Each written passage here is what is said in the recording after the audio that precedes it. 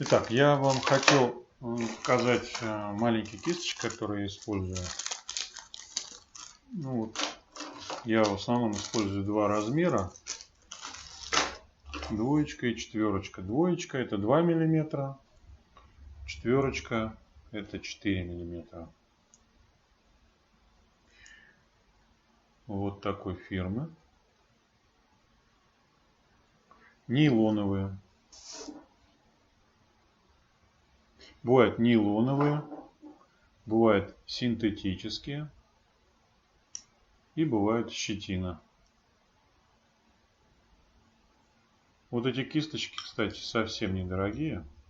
Но я об этом рассказывал в самом первом уроке о кисточках. Итак, более подробно о том, как нужно их загружать. Когда мы только что открыли кисточку, надо, наверное, увеличить.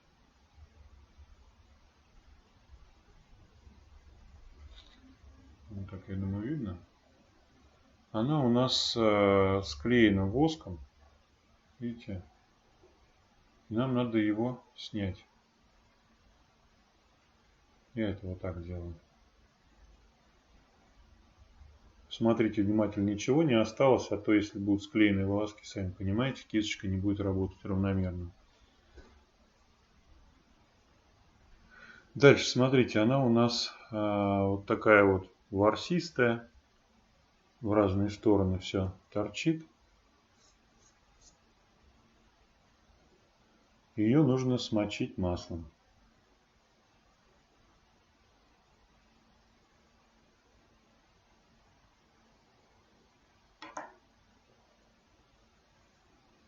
Не забывайте, что в середине она смачивается хуже, чем по краям.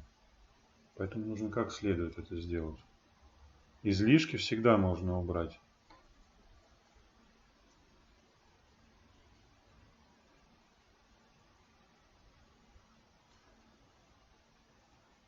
Вот такими движениями я загружаю.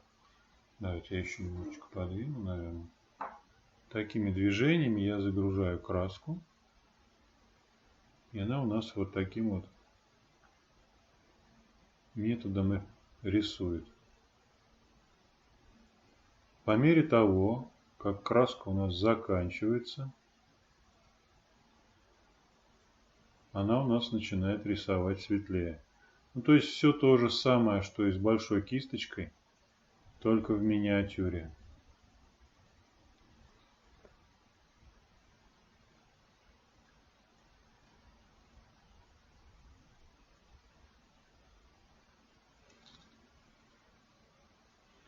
Вот мы рисовали вот так. Теперь переворачиваем ее. И она у нас еще немножечко рисует.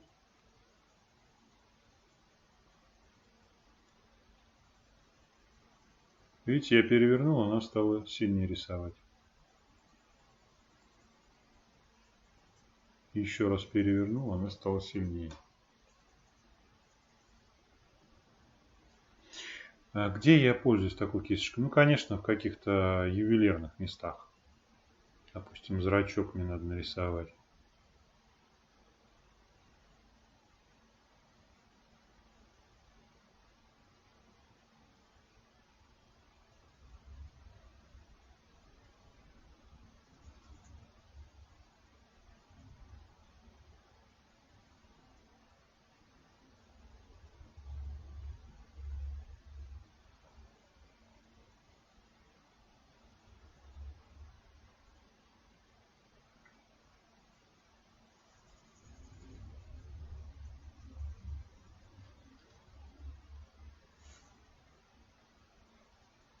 Вот как-то так, если по-быстрому.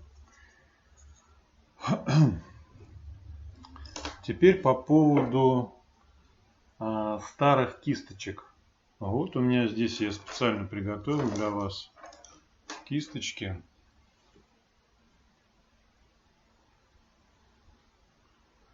Это у нас кисточка сравнительно новая, она немножечко поработала. Сейчас я уберу, чтобы не испачкаться.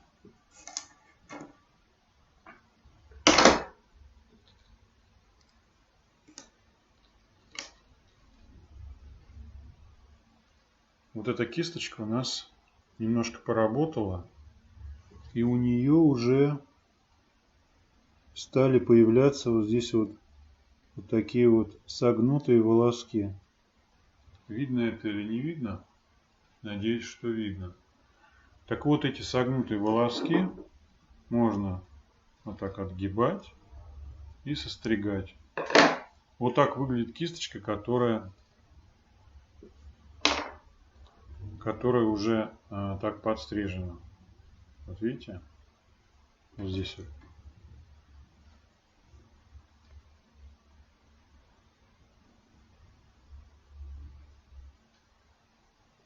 Вот эта кисточка была раньше больше у нее волосков. Ну, потом, когда их останется совсем мало, вы просто будете чаще загружать кисточку и потом ее просто выбросите. И все. А вот кисточка, которая когда-то была, сейчас покажу какое.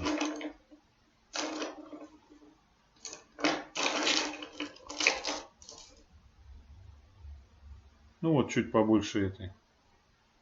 Когда-то она была такой. Видите, как она распушилась? Конечно, ей я уже какие-то тонкие моменты не смогу рисовать. Вот, поэтому нужно покупать новые и иногда их подстригать. Ну и ее я тоже использую для каких-то моментов, где нужно что-то там, небольшие участки растушевать. Очень хорошо она эту функцию выполняет. Ну вот, собственно, все, что я хотел рассказать про кисточки. Самое главное, я в первой части занятия показал, как загружать большие кисточки. Как они рисуют равномерно. Теперь я хочу вам показать, как я мою кисточки. Значит, нужно завести какую-нибудь... У меня вот такая баночка есть. Так, секунду, я назад уменьшаю. Вот такая баночка. Наливаю я в нее 1 секунду.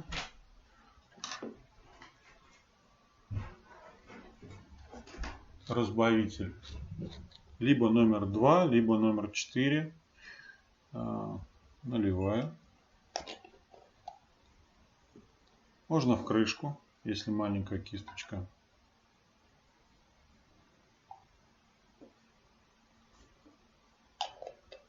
Разбавитель номер 4, он менее такой резкий запах имеет.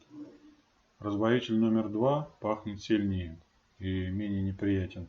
Но по функциональности мне нравится больше разбавитель номер 2. Почему? Потому что когда вы моете кисточки много-много раз, на дне краска оседает отдельно от этого разбавителя. Вы его аккуратненько, не тряся, переливаете, а весь осадок аккуратненько ветошью убираете и выбрасываете. И таким образом вы этот разбавитель очень долго используете. То есть можно сейчас помыть кисточки и вылить все, а можно использовать эту жидкость еще по мере уменьшения неоднократно. Бесконечное количество раз, пока он у вас не закончится. Вот наша кисточка, которую я только что рисовал.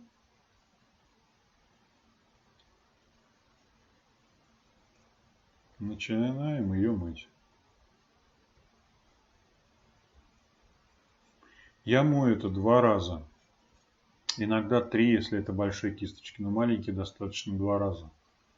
Почему?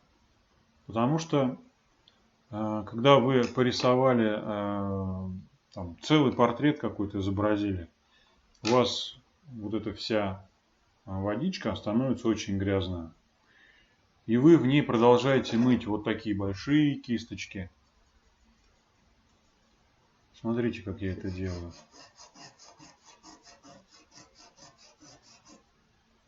То есть, казалось бы, я вот так помакал ее туда с нажимом, но этого недостаточно.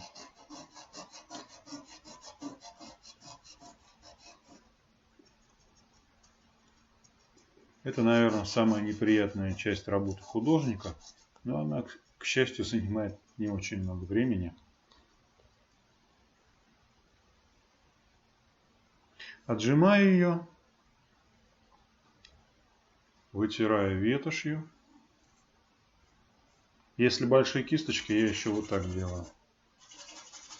Вместе с этим движением снимается еще и краска. То есть, видите, она у нас не такая светлая, как была, а темная. Это если взять сейчас микроскоп и рассмотреть, там будут кусочки краски. Маленькие и очень часто. Вот такие движения видно на ветоши, как они очищаются.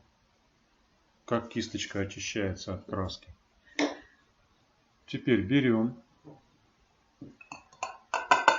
сливаем. Почему я делаю это 2 раза? Вот почему. Я вроде бы кисточку помыл. Теперь берем чистый разбавитель.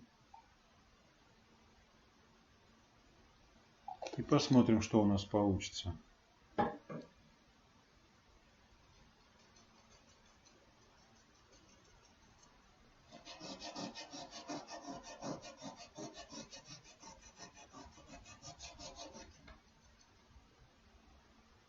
Видите, оно все равно у нас потемнело.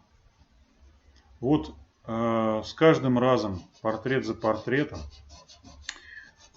мойка за мойкой, на кисточке все равно остаются какие-то маленькие кусочки краски.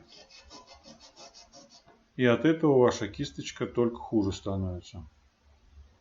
Вот, собственно, поэтому мыть их нужно как можно лучше. Просто из-за того, чтобы кисточка прослужила дольше.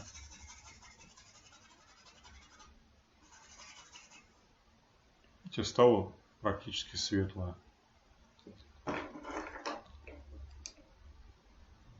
Но все равно вот такой процент у вас будет оставаться, ничего с этим не поделаешь. Слава богу, сейчас появились недорогие кисточки, вот такие вот щетины. Я ими активно пользуюсь. А маленькие кисточки сравнительно недорогие. Наверное, на этом можно и закончить. Да, хотел объяснить, что не только нужно мыть, потому что краска остается. Еще говорят, что нужно мыть теплой водой, вместо того, чтобы мыть разбавителями. Дело в том, что таким способом вы никогда не обезжирите вашу кисточку. Если вы не будете обезжирить вашу кисточку, у вас будут оставаться там масляные какие-то вкрапления, то давайте посмотрим, что будет с кисточкой. Вот здесь вот такие комочки, похожие на клейстер. Но это, конечно, в увеличенном виде. Так вот, если вы не будете обезжиривать разбавителем, то у вас это все будет на кисточках. Представьте, если такой неравномерный комочек у вас будет находиться в ворсинках вашей кисточки, и он там будет иметь какое-то движение, сами понимаете, какой у вас будет потом равномерный фон после этого. А когда мы делаем много таких движений, они вот так разрушаются, их становится много. Ну, в общем, ничего хорошего из этого не получается. То есть, если мы возьмем масло, выльем его на какую-то поверхность, и оно у вас там будет сохнуть. Вот у вас кисточка стоит, вы ее не используете, и масло там сохнет. Потом, когда вы начинаете рисовать, оно у вас вот так вот крошится там. Сначала оно кристаллизуется, потом при ваших движениях кисточкой она у вас начинает крошиться, и вот эта вот грязь у вас получается. Поэтому кисточки нужно мыть тщательно. Всем большое спасибо. Надеюсь, этот урок был полезен. Пожалуйста, напишите в комментариях, помог ли вам этот видеоурок. Всем творческих успехов. Спасибо. Всего доброго.